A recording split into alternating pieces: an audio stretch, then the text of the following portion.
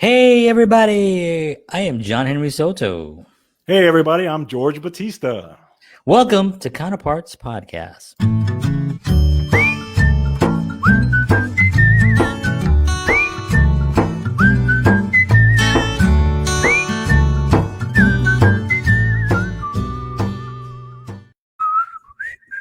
Oh, hey. Nice.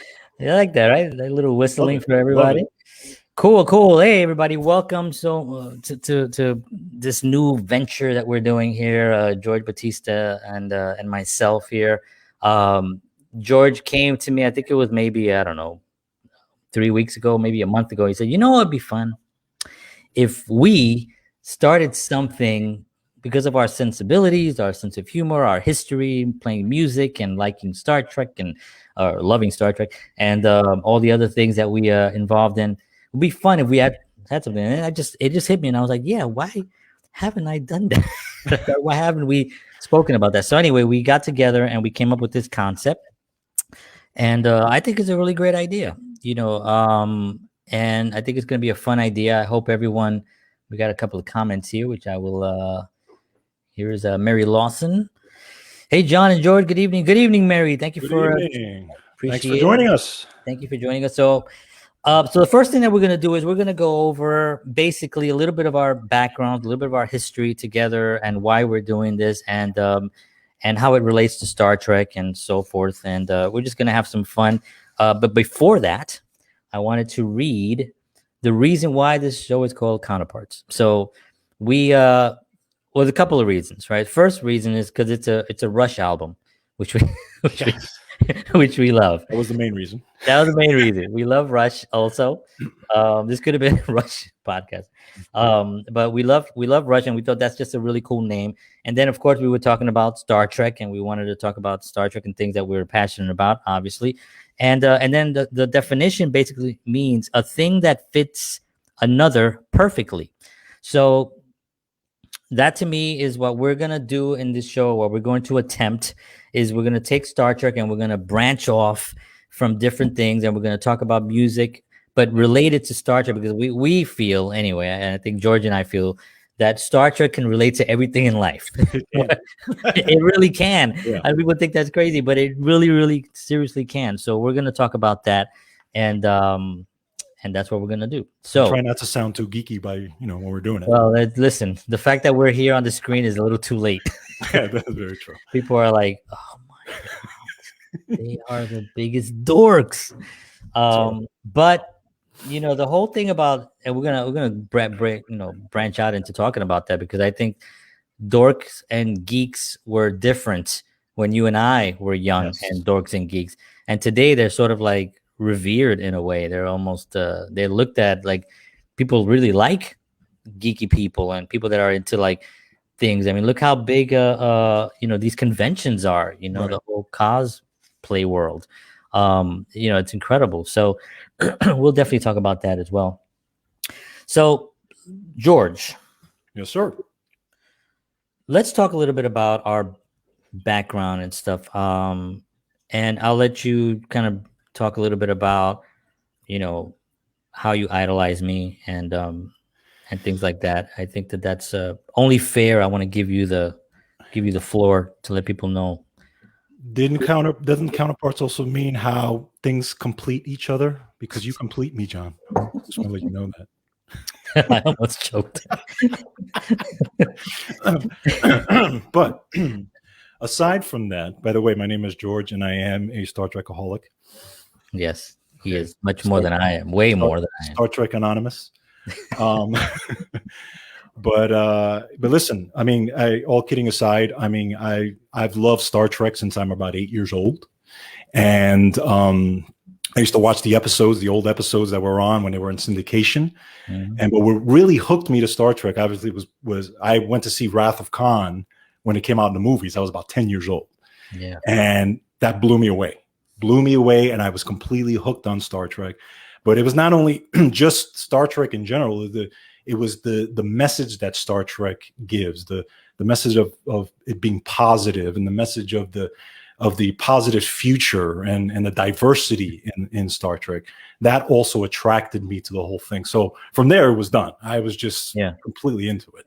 Yeah, and for me, it was the same kind of thing. I remember watching it. I think it was on Channel 11 every night, and it would be like they would have the Odd Couple.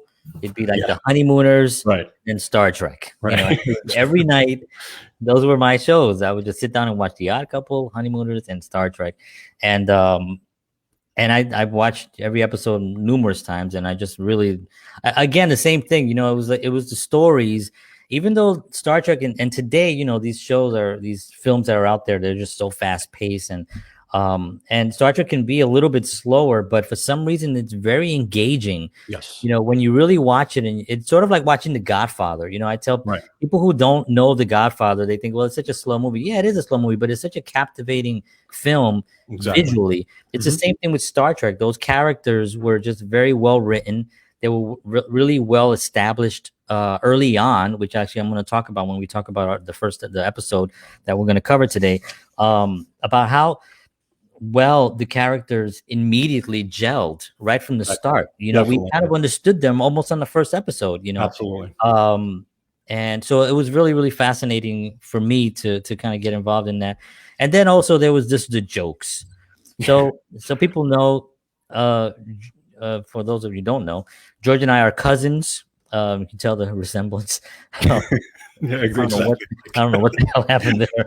And John got all the good looks in the family. Yeah. But somehow, and the brains. But but somehow George and I grew up together. We started playing music at a very early age. We were teenagers playing. You know, I was with George when he bought his first drum set.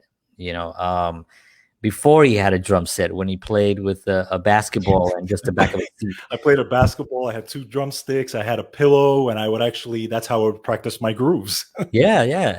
Wow. And I had like this little tiny plastic amp that didn't have any kind of volume control. It just had, you cranked it up and it was distortion, and it was low, and it was just really tinny and horrible. Right. So what we did was we cranked it up and we put it in the drawer.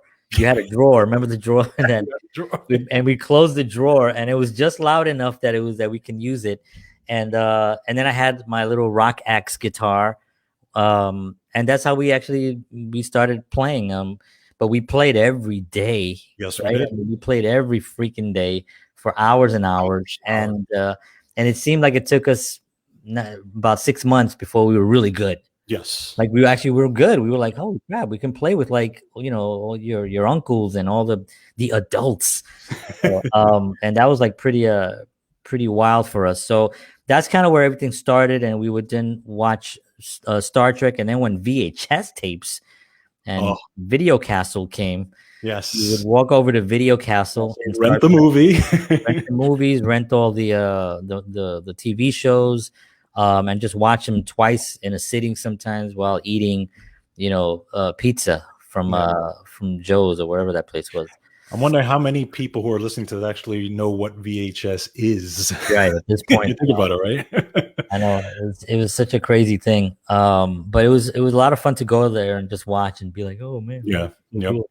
So that kind of was the beginning of everything for us. And you know, we've obviously we're cousins, but we're also good friends, and we played in a band together and recorded records. We had a couple of songs playing local radio stations, which was great. We played a bunch of shows and had a great time. And then we're here. That after that ended. And we'll talk about that because I think it's also important for us to talk about why it ended and stuff like that. You know, and I've talked about it many times on my other programs. You know, we lost our friend David, wonderful, wonderful man, a really sweet guy. You know, and you know, he tragically passed away, and it kind of took the air out of everything for us. It didn't really seem like we tried though, right? We tried to like see if we can just keep going because we love to play and stuff, but it was really difficult to play those songs and not have him play those grooves. It wasn't the same. It wasn't the same. So that kind of took the air out of that. I turned to film and acting, and George turned to nutrition and speaking, and he's got a successful podcast that he health podcast as well.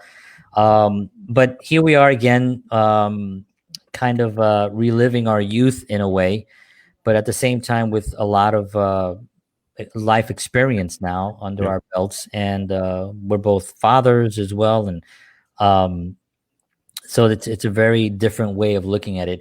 Plus, we also just want to kind of have some fun and be silly. Exactly. Especially nowadays with everything going on, Yeah, you need some laughter, you need some fun, positive vibes. exactly, It's exactly. we So we hope that if you're listening out there, that you enjoy what we're saying, that you enjoy our vibe, and that you would comment and like our page and share it. And we're going to be here Tuesday nights at 8 p.m. If you are an audio person and you want to listen to this on the drive, you can on Wednesday mornings, you can go to Spotify, and I will have the link there where you can actually have that. I also have it on all these pages as well. And you can go to our website, which is counterpartspodcast.com, and you can go get the podcast there as well. So, but we want to thank you all for tuning in. Appreciate y'all's. And we're going to just move on out here. So, George, do you have anything? I mean, I don't want to. I'm a talker. You know me. I'm always like, no. I trust me. If you go overboard, I will let you know. But trust me. good. Thank you. I appreciate that. I am on I'm on the Enterprise right now, which I'm very excited that they loaned me the bridge just to do this podcast. But they said I have to get out in about 40 minutes. So they came in and it was like, you got to get the hell out of here, dude. Keep the little man down. Get out. So we're going to have contests on this, and we're going to be doing some giveaways, which I'm excited about. And I'm going to show you some of the giveaways. And here's how this is going to work. I'm going to write the exact way that the giveaways are going to go. I was going to talk about it on the show, but because I was telling George, you know what, I don't have it worded correctly, and I don't want to mess up and say something incorrect, and then I get a bunch of people that you said. So I'd rather just write it down carefully, what the contest is going to be, and what you can win, how you're going to win, and what you have to do to enter the contest. So the first prize that we're going to be giving away are these, which I think these are awesome, by the way. I was like contemplating, do I really want to give these away? I want to keep these, and they weren't like exactly cheap, but they were really good. So these are actually 55th anniversary, and the green screen is making a. Oh wait, I'm not on the green screen. I'm actually on the Enterprise. What am I talking about? These look like they're being beamed out. So we have these two magazines, 55th anniversary, if you can believe that. And these are beautiful magazines with some really, really wonderful photos and some stories, some old stuff, some never before seen photos, which is really cool. And these are special collector's editions. There's two of them. There's one with obviously our leader, Captain James T. Kirk, and of course Spock. So you get those. That's the first contest that we're going to be doing.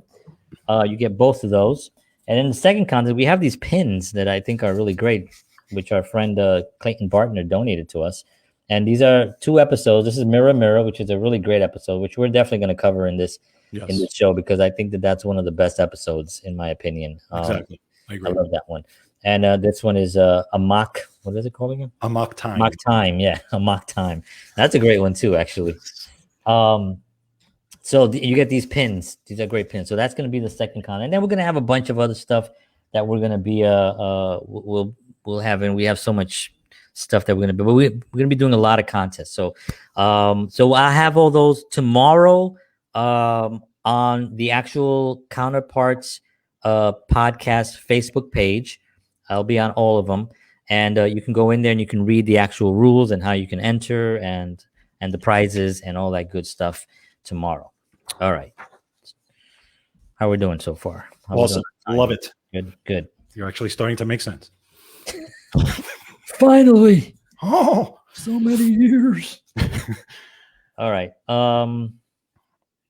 So let's get right into the show, because part of the reason that we want to do this, because we want to talk about Star Trek, right? Mm-hmm. And we're going to talk about the first Star Trek ever, which was called The Cage, which did not have. Go ahead. Oh no, I was going to say. By the way, I wanted to. I almost forgot this. I wanted to kind of throw out a little trivia question for some of those folks who are out Oh there. yeah, we're doing that there. Okay. Yeah, Yes. some of those. Just a little Trek trivia. Yes. And we'll say the answer at the end of Okay. the podcast. But those of you who love Star Trek and kind of get into all that stuff, see if you know this one. So we all know, excuse me, that obviously Star Trek was created and written by Gene Roddenberry, especially the pilot, the one that we're just about to talk about now, which was The Cage. Okay, but there was one other person who was actually singly responsible for actually putting Star Trek out to the masses when everybody said it shouldn't be. Okay. And this was somebody in Hollywood. Okay. A very powerful person in Hollywood was actually single-handedly responsible for pushing Star Trek out when all the people out there were saying, don't do it because it's too cerebral, it's too intellectual and all that. And this person said, no, this is a great idea. I think this will work. And actually was responsible. And put it this way, if this person hadn't done that, there's a possibility Star Trek would not have existed to this day. God. Okay. And we've been so stupid right now. Exactly. We'd be talking about something that doesn't exist. Yeah. Hey, when that happens. We'd be like, Bonanza. Yeah. So anyway, the question is, who was it? Okay. Who was it? And so we'll say the answer at the end of the podcast, but cool. Let's see if anyone can come up with that. Yeah. Thank you, Sean Manuel. All right, cool. All right, yeah. So I don't know that. So that'd be interesting. I want to know that myself. All right, so like you mentioned, this first episode is called The Cage, and it did not star William Shatner, which was what it would have been like, I don't know. But it starred Jeffrey Hunter as Captain Christopher Pike. And he was, it's funny about this episode, right? I thought this was a really good episode, by the way. I did too. Surprisingly, they asked for a second pilot, right? They wanted another pilot. Right. And he turned it down. Jeffrey Hunter turned it down. He didn't want to do it. Exactly.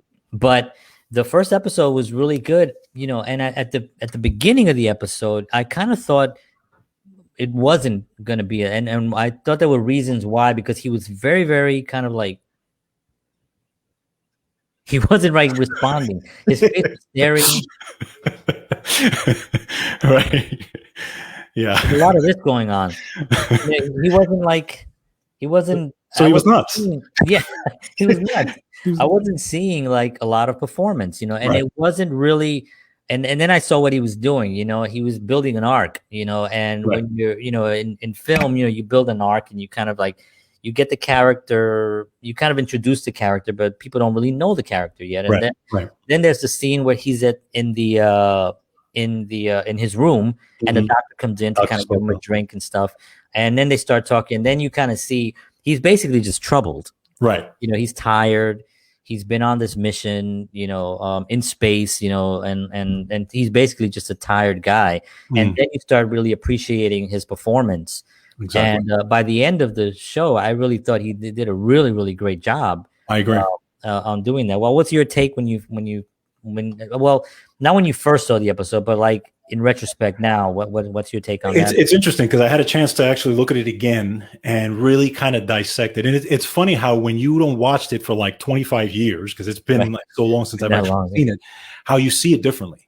And how you really get to look at things. And there were things in there that I actually never realized when I first saw it. But I actually liked him as a captain.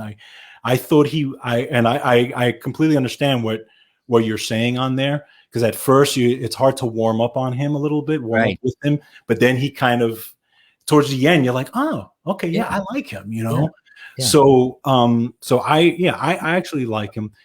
The thing that struck me also was not so much him, was the complete how Spock is in that thing, and I think that's the biggest thing, because obviously they never took out. They never revealed the issue that he didn't have no emotions or anything like that. Right, so he was smiling and stuff like that.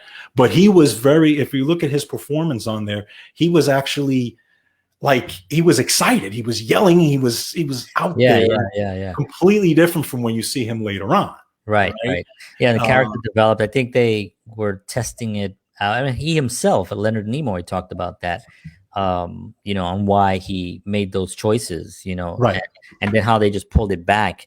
Exactly. And he was very instrumental in doing that. You know, he felt that's where the character should go. You know, exactly. So yeah, when you first see like the scene in when they go on, they're all getting beamed down, and only the women go down. Yeah, and then Spock is like, the women. Yeah. Like you'll never see that again. Yeah, he's kind of like the Kirk of that series, like with the overacting. Like over the top and the women.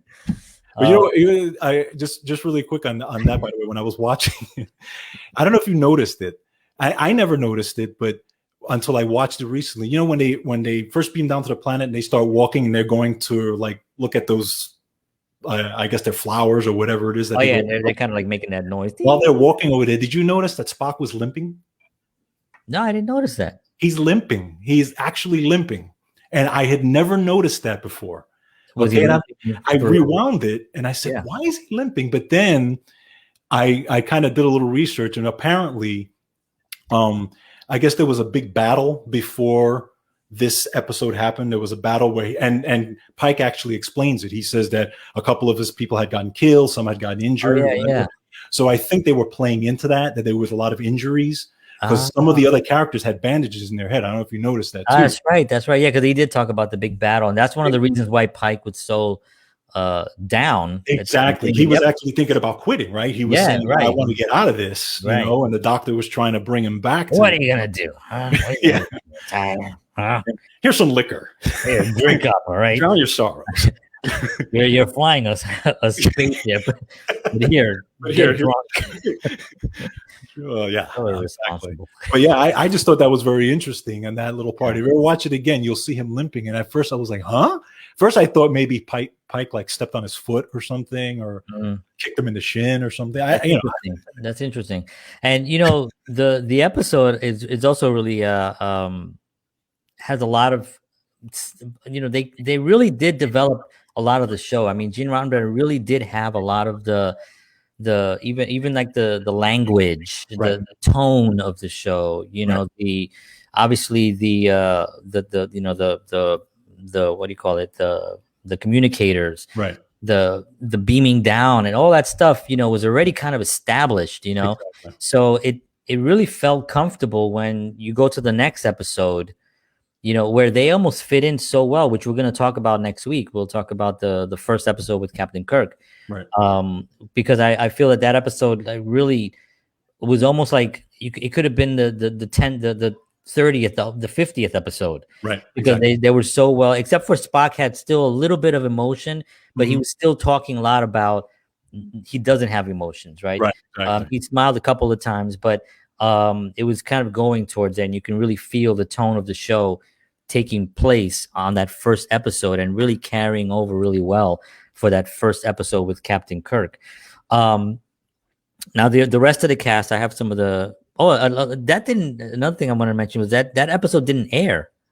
Right, exactly. It aired in like 1988. 1988 it aired. Yeah, so no one saw it till 1988. So I thought, wow, that's like so crazy, you know, because it was almost 20 years, over 20 years, right? It was like 20 something years that it didn't air at all. It just sat somewhere.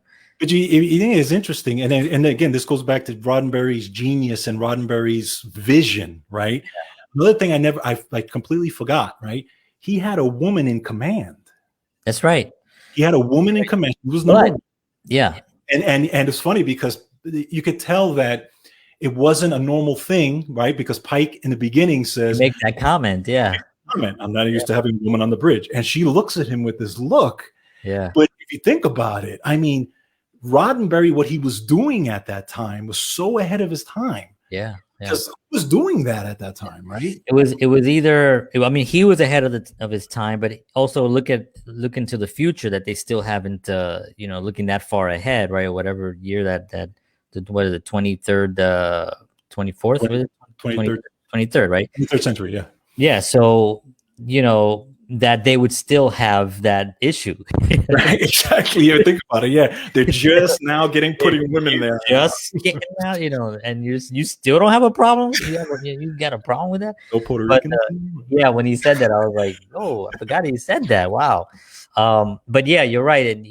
But Gene Roddenberry, I just to talk about him for a minute, a lot of the things that he envisioned, that we have them today. As a matter of fact, what you and I right now are doing, yeah, is part of that. I remember him looking at the, having a little, that little thing, and talking to somebody on this little box. I remember thinking, as a kid, wow, that would be amazing. Yep. And here we are doing it, like, completely. The flip phone. Yeah, yeah, the doors, the sliding doors, everything now. Because of like the thing that the doctors use is like the tablet.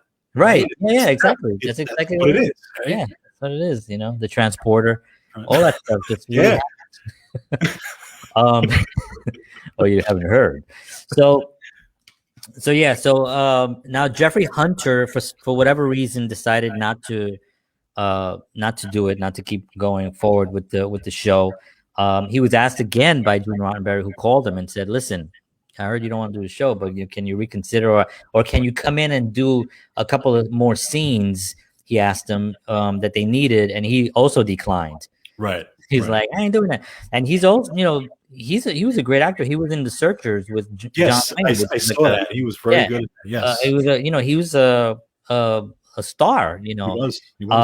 I think he had some problems and stuff, and unfortunately, he kind of died tragically and young. I think he was only 42 years old or something when he passed. But he definitely was one of to me anyway, he was definitely a good candidate for the captain. Now, of course, we look back and we think, well, who could be? Captain Kirk is Captain Kirk. You know what I mean? And William Shatner is William Shatner, and you can't think of anyone else. But then you don't know. You just don't know if he would have stuck with it, if it would have gone to 5 seasons, or if it would have been canceled and we would have never heard from Star Trek again. Exactly. But I think they needed that extra element that Kirk brought. Exactly. And I think that was like the key thing for me. Definitely. So that's actually a good point that you brought up about the women's thing, and what he makes the comment. I'm going to make another comment about the time, because the short skirts, I was like, I was like shocked. I was like, what are these officers on the bridge wearing? These tiny, but again, 1960 whatever. Matter of fact, if you see this one scene where they're walking through the corridors, and there's a man and a woman walking, right? She's got like a short skirt. The guy's shorts and flip flops. Yes, I'm like, he's going to the beach. I mean, but then it also is Gene Roddenberry's brilliance, knowing that people are living on this ship, and they're constantly, this is their life, So you see people just walking around on their their day off or whatever, So I love that element that they add to the show. Definitely. And that's Gene Roddenberry's genius. On that.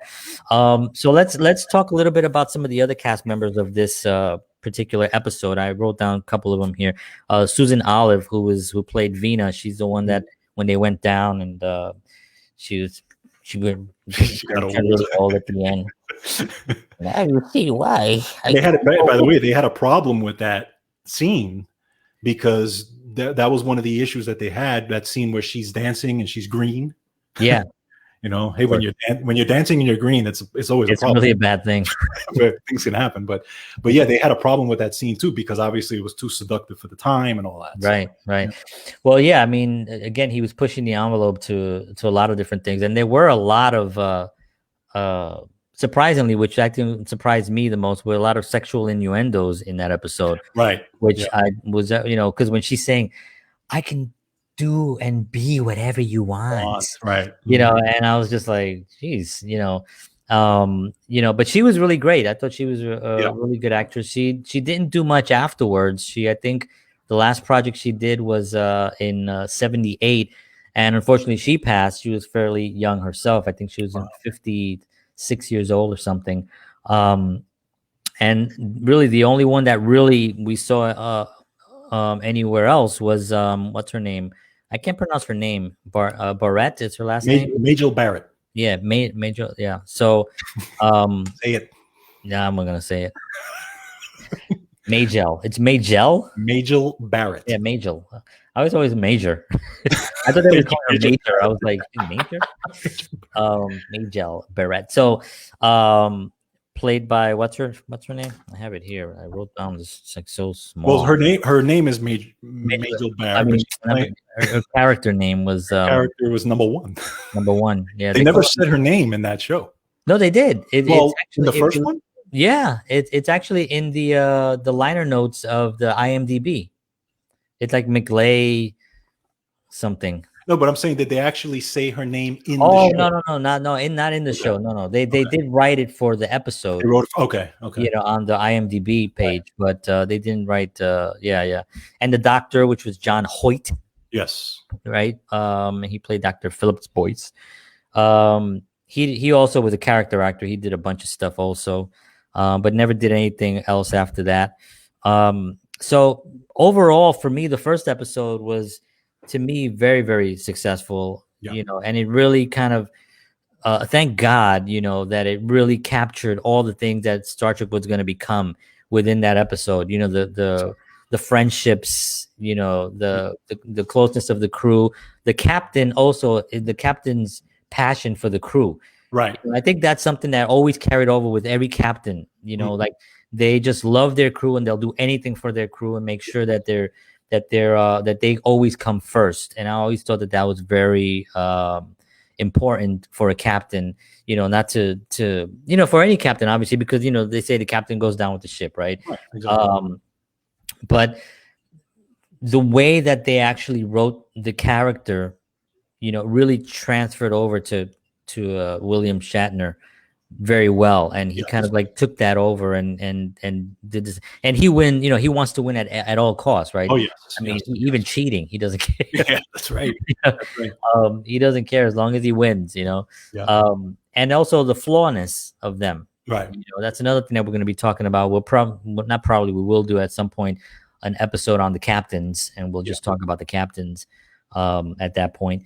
But so what are your final thoughts on this one particular episode? I completely agree with everything that you're saying. And it's too bad that we didn't get a chance to see more of Jeffrey Hunter and that cast, because we only get to see a glimpse of it. It would have been nice to see if there was more chemistry and how that would have evolved. Right. But again, if that would have happened, there would have been no probably never would have had Captain Kirk. No. And so who knows where Star Trek would have gone. But yeah, I completely agree with you. I and again, I thought the episode was really good again upon looking at it again. Another thing that was interesting that I had forgotten about, just little things again that play into the Star Trek universe, right? Something that Captain Picard took later, which was Captain Pike said, engage. Oh, yes. Right. And you don't hear that till Star Trek The Next Generation. Right. That's right. So I thought that was very interesting, because he was actually the first one to say engage. Yeah. That's true. That's right. So you didn't hear that again, right? Because I don't think no, Kirk never said it. Never said it. No, Kirk never said it. Yeah. But it's funny. I did hear him say engage, and for some reason, I just thought that that Kirk said it. But then I realized, no, Kirk never said that. No, he didn't. He didn't. But I thought that's the first thing I thought about too. I was like, okay, did Kirk ever say engage? And I'm like, no, he didn't. No. So very interesting stuff. But he stayed away from anything that had to do with like engagements, getting married, anything. He's like, I ain't saying engage. Unless she's green. He said it by mistake. Yeah. He said it by mistake, and they like just did something. Yeah. I didn't mean that. Stop it. But you think of the crew that we ended up with. It was the power of those characters together that really even though the show was supposed to be on for 5 years and Right. only lasted 3, Right. the power of those characters and in reruns, people just loved it so much that it was just they just said we need people were just requesting a film or another show or whatever, and they did that first film, which we'll talk about at some point as well. But I did think that that without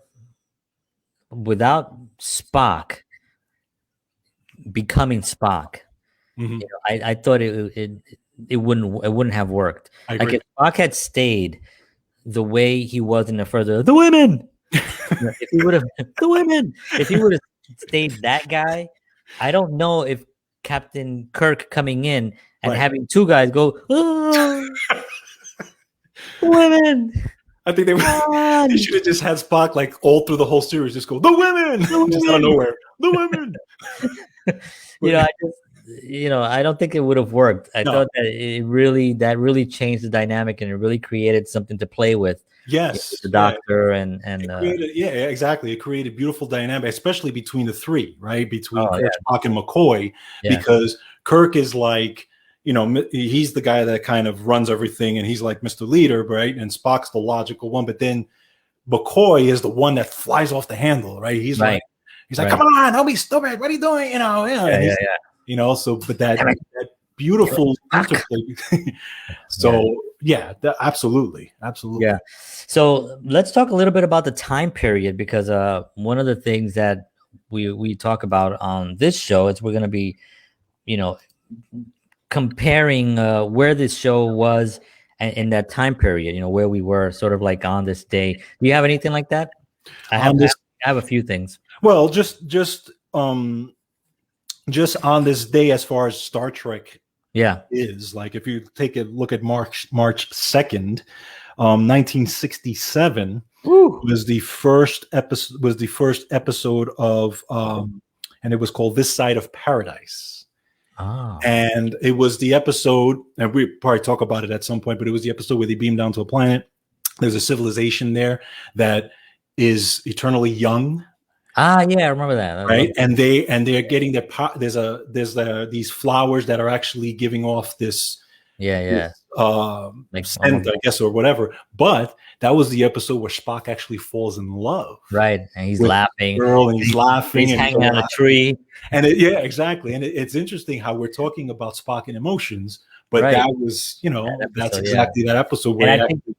I think that was also having fun with the fact that he didn't have and that he wasn't, and kind of like almost like testing the waters and kind of giving him that, letting him kind of have these emotions again, and then bringing him back and being like, well, it's highly illogical to be exactly. And just having fun with it. I think that's when they really started, probably, just in my estimation, exploring Spock's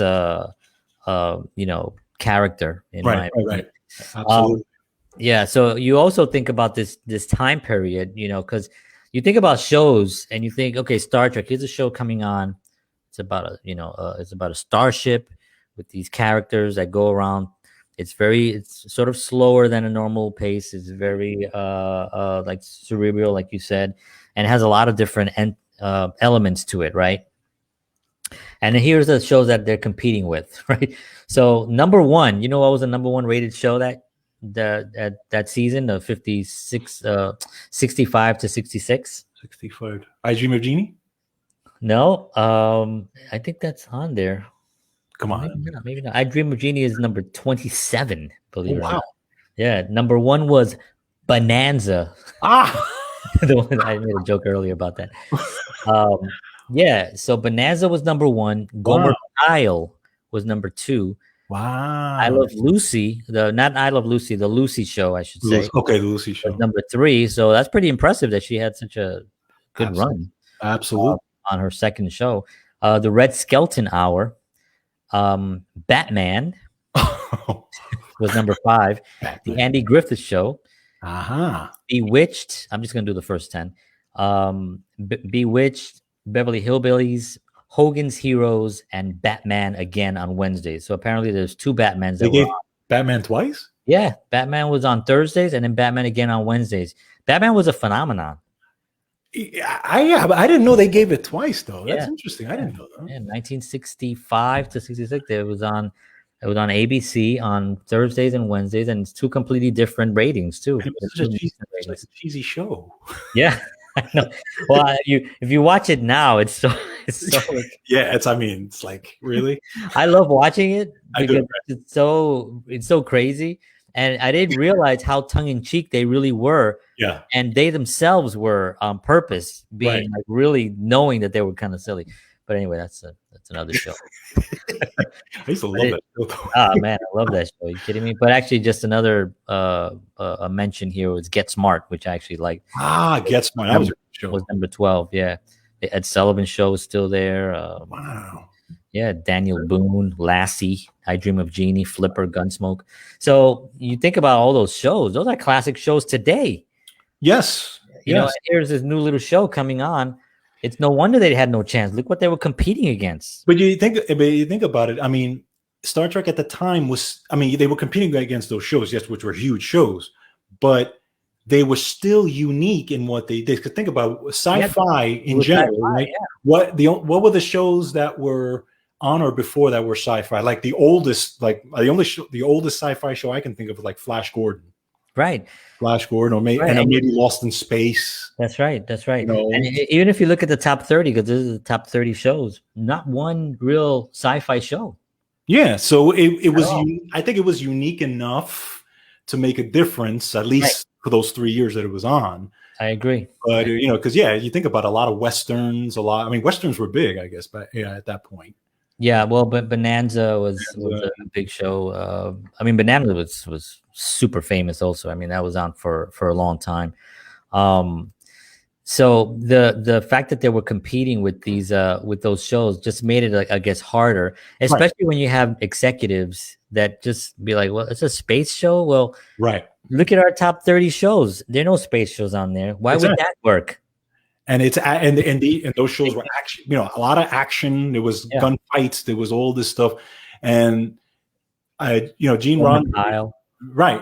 If you think about it, a lot of action and fighting in Homer Pyle. Andy Griffiths, when you remember when he took out half the town, you know? Yeah, Barney is like, "All right, guys, get the F down now."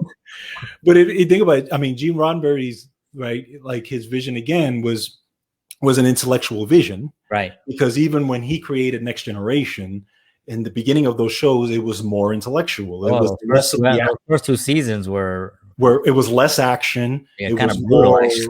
Right, exactly.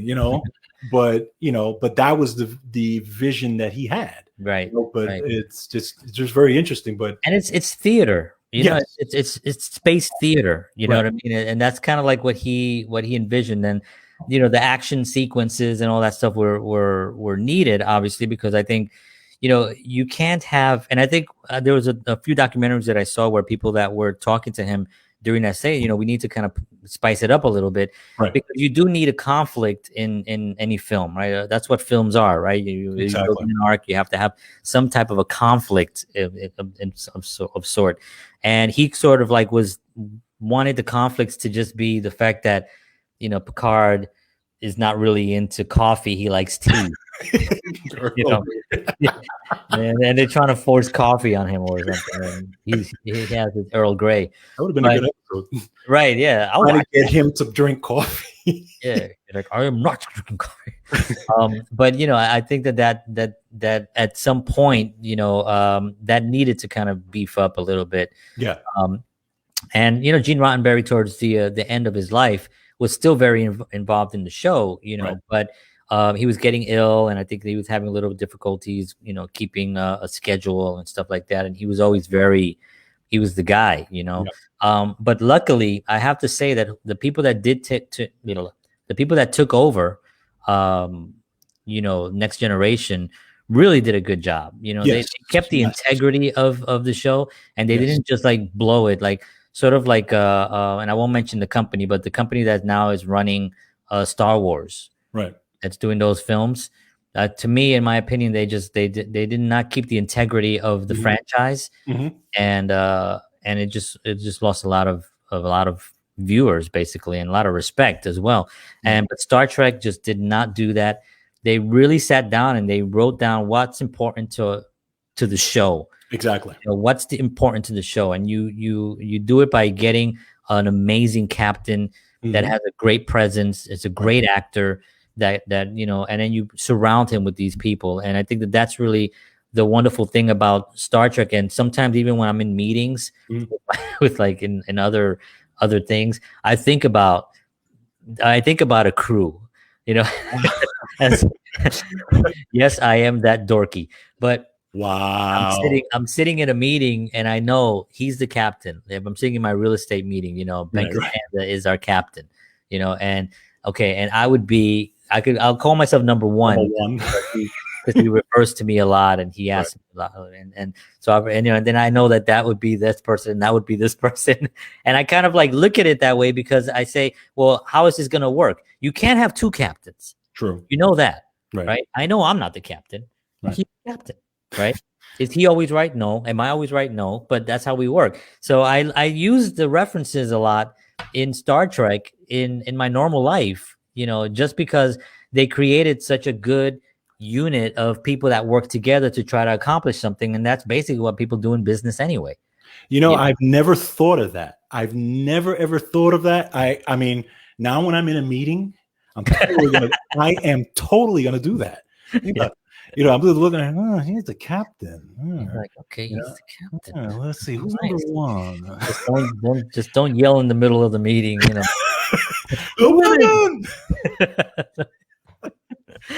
But I mean that's very interesting how you see that. I've never really thought about it in that way. You think about business and you think about people getting together and exploring whatever business that they're involved in and try to expand it and try to get better and try to solve problems. That's all our business is. That's all an organization is. That's all anything is. Even a band. We were in a band. Exactly. Right? You know what I mean? You knew that the captain, Holland, maybe I was like number one. Maybe you were like number, 2 6. Or the Spock. You were the drummer, man. I was in the back. Nobody cared. Yeah, I know. Nobody cared. You're the guy in the red shirt that goes down with us to the planet. Nobody knows their names. I was the non-essential worker at the time. Yeah. I should have worn a red shirt while I was playing because that's how I felt. But yeah, you can identify a group of people, with that, and also you can also see the problems in groups as well. Right. Like I've been in organizations or I've worked in different offices where I knew that there were two guys that wanted to be captain. Okay. And I see them fighting and I see them beating each other up. And I'm thinking to myself, well, the reason is that only one person can be the captain. But the problem is that the owner, the person who's really the captain, is not involved in this. Right. So they decide that they want to be the captain. And then you got two captains beating each other up. And it just doesn't work. Very true. Very true. So just to give you a little props, Brian. Yes. That's right. That's right. There you go. Drummer is the unspoken hero. I love it. Clayton Gardner. Live long and prosper, Clayton. Drummers are getting a little love here, That's right. That's right. Just remember, you have no rhythm when you have no drummer. That's right. That's right. You have no rhythm when you have no drummer. You have no rhythm when you have no drummer. You have no. Now you're gonna be stuck with that in your head. By the way, you're singing it right now, right? Yes. You have no rhythm when you have no drummer. You have no. See, I told you. We should totally write. Yeah, let's write that down. Come on, we can do that. Anyway, another little factoid that I have regarding Star Trek. So, do you know Alexander Courage? No. Okay, Alexander Courage was the guy who wrote the theme song to Star Trek. He actually wrote the actual theme song. That's exactly how he wrote it. So, he's singing. Hold on, paper. How do you go? But when he wrote the song, the song was recorded. He had a little orchestra. There was like 13 of them. Okay. And he did that song in one take, in one session. Really? One afternoon. One after he just threw it out there. He said it was literally like one of the most identifiable. 12 to 5. I mean, literally, it was like that. He did it, and it was done. Wow. So then, what happened? Just in case you guys want to know, That's you know that part of the beginning where the song is playing and the ship goes, right? Yeah. Well, they were trying to figure out an effect that would go with the ship going by. So they couldn't find it. Their computers, whatever, they couldn't find the right effect. The right effect, so yeah. That's a very specific and unique sound. Exactly. It's very, very specific. So what he did was he said, okay, listen, here's an idea. He says, give me a screen, give me the TV where I can watch the thing, and I want to try something. And he gave him a microphone. And as the ship went by, he actually went, shh. Are you serious? I kid you not. I did not know that. He said that's where they got the sound for the ship. Oh my God. That's what they used? I mean, that's what they apparently used? That's what they used. That's what he said. That's what they used. I mean, he's just messing with you. And then when we were trying to figure out the laser, for the phasers, I went, and that's what they use. I think somebody used. Was he like really crazy and just like making up stuff, Yeah, he's just like nuts. And then when they were beaming down for the transporter, he also did say it up. He also did say that he did cast William Shatner and wrote the whole series. Wow. So. And in one episode, he played every character. A lot of people don't know that. Yes. He was in one episode. But that time. He actually did say that in an interview. So. Well, no, I believe him. You know what? It makes sense because there is, if you think about the time, 1960, whatever, mid 60s, they were very limited on sound effects. They didn't have a Casio, so they didn't have a lot of things. So you would have to either use your mouth or you would have to figure something out, Hey, thanks. Cool. I know, right? Awesome. Thank you, Lily. I haven't been invited to the Starship yet. Yeah. Well, again, I'll put in a good word for you. Like, get out of here. So that's definitely a cool thing. So let's see where we are here, because that was great. I love talking about that and learning about all these things. I didn't know a lot of these things. Yes. Very interesting stuff. And don't forget, we have our trivia question that I want to make sure we definitely get that. We did this year in history, which was great. This year let's do the music, because what do you think was the number one song in 1965, the year that episode was shot? 1965. Oh, you're not gonna get it because I looked at it and I was like, wait, what? Really? Oh, okay. Yeah, it's Wooly Bully. Really? Wooly Bully, and the artist was Sam the Sham and the Pharaohs. Wow. Who can remember? Wow. That classic. Very interesting. Wooly Bully. I mean, I do remember sort of like hearing Wooly Bully. Yeah, I remember the song. Wooly Bully, but I don't remember any of the lyrics except Wooly Bully. That's what they said. Wooly Bully. That's what it says on here. Or something. Wooly Bully. The funny thing is that's the sound they used in Star Trek. Was that what Alexander Kurtz? Wooly Bully. Wooly. You know what? The communicators, when they open up, it's just sped up really fast. Wooly Bully. Wooly Bully. Oh God! Oh my God, that's crazy. I'm gonna cry. Fun stuff. All right, folks. Well, this is what you get here. Hey guys, I hope you're having fun, because I'm having a ball here. Yeah, this is fun. They're booking John for sound design at Abbey Road as we speak. Nice. Yes, I'll get back to them. I'll see if I'm available. That'll be our sound for the show.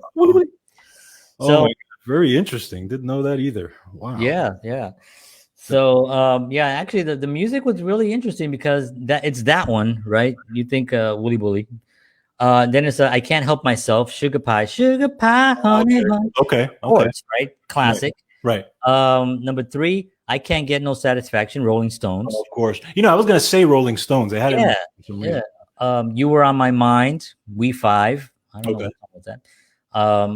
You've Lost That Love and Feeling, the Righteous Right. Brothers. I mean, come on. Downtown, going downtown. The Okay. Petula Clark. Help by the Beatles was number 7. Sean Beautiful. Manuel, if he's on, Mr. Nice. Beatles guy. Um, Can't You Hear My Heartbeat, Herman Hermit. And number 9 was Crying in the Chapel by Elvis Presley. Oh, wow. Oh, wow. Yeah, that's a good one. And number 10 was Temptations, My Girl. My My girl. girl, my My girl. girl. McDonald singing my girl.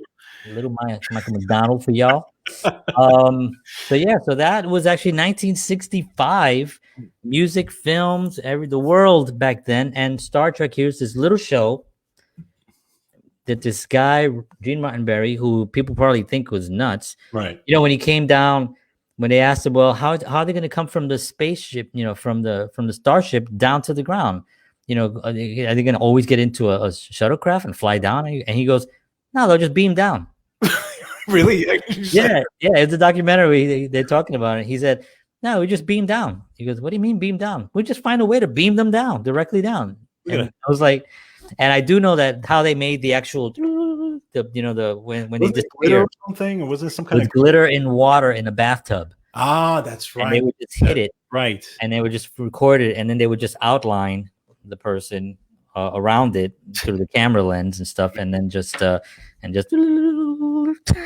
that was technology at the time. It was just amazing. I know, it was amazing. I mean, it's funny because I could look at these now and still appreciate what they did back then and not feel so, because I'm a big Marvel's comic, Marvel's movies as well, and I love those, and obviously that's like the highest budget, highest end, everything looks amazing there and all that. But for me, it's always story. You could have all the special effects in the world, and if your story sucks, it just sucks. And Star Trek, what it had was it had great stories. It had really people trying to figure things out. It had a lot of social, a lot of social issues that they were dealing with at the time, which we'll talk about in particular episodes. So it was really a wonderful thing that we're doing by bringing these shows into light. And I think, by the way, that's something that's actually lacking in a lot of these. I mean, don't get me wrong. I like Marvel too, and I watch it, but that is something that's lacking in some of these movies. Yeah, it's story. They're so concerned about the action and the effects and all that. Story completely gets story. Yeah, they want to book the best actor, the most good-looking actors, which is fine, whatever. Bring them in, and then focused on the technology part and all that stuff, and then and then in the story, and Gene Roddenberry didn't work that way. It was the story was written first. Yeah, absolutely. The story was written first. This is what we're telling. Yeah. All right, now let's figure out how we're going to tell it. Exactly. They don't do that. Sean Manuel says that they would hit the water to the rhythm of Wooly Wooly. Just so you know, that's what I was done. All right, we're approaching an hour here. It's been a blast. I'm really having fun. This is going to be a lot of fun for me, and I hope everyone enjoyed themselves listening to our antics. And let me see my episodes before we go. Yeah, of course. Yeah, we're not leaving yet. I just wanted to say thank you to people that. Yes. By the way, this is so much fun, and I really hope you guys enjoyed and laugh with us and just have some fun, because this is And also let us, send us a message. You can also visit us at counterpartspodcast.com, and that'll take you to the page where the show is at, the Facebook page, and you can leave us a message there. If you have any suggestions or any shows that you think we should cover, or any pointers or anything at all, let us know, and we'll definitely love to cover that. So if you think John should do the show in a tank top, well, that's been already decided. I have a BVD. Remember those? Yes. How embarrassing. I'm glad. One thing I'm glad about, that when I was when George and I were walking around up there in Castle Hill, walking around Chatterton and Black Rock, and getting pizza and watching these shows and wearing our tank tops, I'm glad that we didn't have these devices that took a million photos. Because I was looking around for photos of you and me, and other than like being on stage when we were playing, There really there isn't that many. There's They're not that not many. many at all. It's Yeah. weird. I have some in my albums, like actual like physical photos that I can take some photos, but very, very little Right. photos. So it's very interesting. But yeah, I'm glad that I didn't. Not a lot of photos of me with my BVD working out, thinking I was I look buff. With the hair, by the way, the hair was down. With hair, that's right. I had like long hair. I had hair, believe it or not, folks. Right. I did have hair. Didn't work. It didn't work. It didn't work. I'm glad that we did not have that in the photos John, of that. just so you guys know who are listening, John actually said my hair was like from space. Speaking of Star Trek. Well, we're gonna talk about the trouble with tribbles at some point. He had trouble. He had a big, huge trouble on his head. Yeah, we tried to get it straight at one point to see what it going. I had the hair down here curly, and then it would bunch up, and it would look like a rabbit's tail, and then it was he looked like a really, really Puerto Rican Gallagher. Like pissed off Gallagher. Yeah, it was I'm bad. mad as hell. It was bad, but yeah. So let's get to our trivia question here. Yes. Thank you for hanging out. So the question was, who was the person in Hollywood, a powerful Hollywood person that actually pushed Star Trek to be what it became? Because apparently a lot of people did not like this show because it was too slow and it had a lot of issues, and it didn't compete with like the shows that I mentioned earlier. Right. But there was one person that believed in it and pushed it forward, and that was a trivia question. So I don't think anybody actually got it today, but all right, George, what was it? Who was it, I should say? That person was Lucille Ball. Get out of here. I was just talking about her. Exactly. And that's why I almost flipped when you started mentioning the Lucy show. And the story goes, keep in mind that Star Trek was produced by Desilu Studios, which was Lucille Ball and Desi Arnaz's company. Mm-hmm. Lucille Ball was the head, but there was an executive board under her, right? So what ended up happening was after they made the pilot, they pitched the pilot to her. And they said, this, then now the interesting thing is when they actually pitched, she just heard Star Trek. And initially what she thought it was movie stars going overseas, working for the USO. Because Star Trek. Right. Oh. And that's initially what she thought. So she said, oh, okay, sounds like a great idea. But then when they corrected and they said, no, it's an actual, like a space show. Mm-hmm. And they pitched it to her. And she said, you know what? It's unique enough to go out there. So let's make it. So they made the pilot. Pilot didn't go anywhere, right? It was considered too cerebral. It was considered too intellectual. So then they went to the second pilot.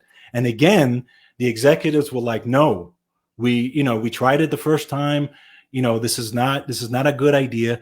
Lucille Ball came on and said, no, I think this is going to be a great idea. I think it's going to be a hit. And she actually financed this thing to start and this whole production with Desilu Studios, and that became Star Trek. So Star Trek is really here, partly, big part to Lucille Ball. Wow, it's amazing. And Mary says that she got it. She says she got it. Ah, yes. So awesome, Mary. Cool. Thank you for playing with us. Just as a side, Lucille Ball also did produce Mission Impossible. Wow. And the Andy Griffith Show. Wow. Yeah, I mean, she was a businesswoman. She was. She was also very smart. She was very shrewd. She was very tough. And she had to put up with a lot with Desi. Yes. But he also was a genius in his own right. Right. He created the 3-camera setup, and a lot of other things. A lot of other things that people, when he came up with there's a whole documentary on that too, on him, when he came up with the people thought he was crazy. He was like, everything's always been done with one camera, and he's like, no, we don't need that. We can go back and forth, and now every show, or at least every sitcom, is shot that way today. So brilliant guys. So there you have it, folks. Lucille Ball is the reason why we're here, and she was pretty great. So that's awesome. All right, so I'm gonna be going back and doing some research on next week's episode, which is going to be about the first Star Trek with Captain James T. Kirk. Tiberius. We both said. Wow, the darkness is really had there we go. There's the geek in the dark. So Yes, next week we're going to be talking about that episode, which I happened to see. I just saw it yesterday, as a matter of fact, again, and really great. And I'm really looking forward to talking about that one and breaking that one down for everybody. And I want to thank everybody for coming in and checking it out. Please share this with your friends. Let them know that there is a funny show. Two geeks just hanging out. Two geeks hanging out talking about Star Trek, but also relating it to like certain things in life and using it to show you. Again, part of the thing that I love about Star Trek, and it's one of the reasons. Like I've done maybe like 10 films that I've written and directed and shot, and out of all those films, they are all very character driven. Right. And I do that mainly because of Star Trek, because you can have a scene of Star Trek and two guys just having a conversation and it's engaging, Right. and it's difficult to do, but you can really do that. And I'm very excited about that. And that's one of the reasons why I'm happy that we're doing this. And we want to thank everybody for tuning in. So, Thank you very much. All right, folks. George, any final word? Well, just looking forward to the next show, and thank you everyone for coming on and hanging out with us, and hope to see you again. All right. Thank you everybody for tuning in. I appreciate y'all's, and I'll see y'all next week, 8:00 on Tuesday night. And peace. And as always, well, I say peace, but I guess I'm gonna have to start learning to do this now. Well, you do that, I'll say what my line. All right, folks, thank you very much. And as always, peace. Peace.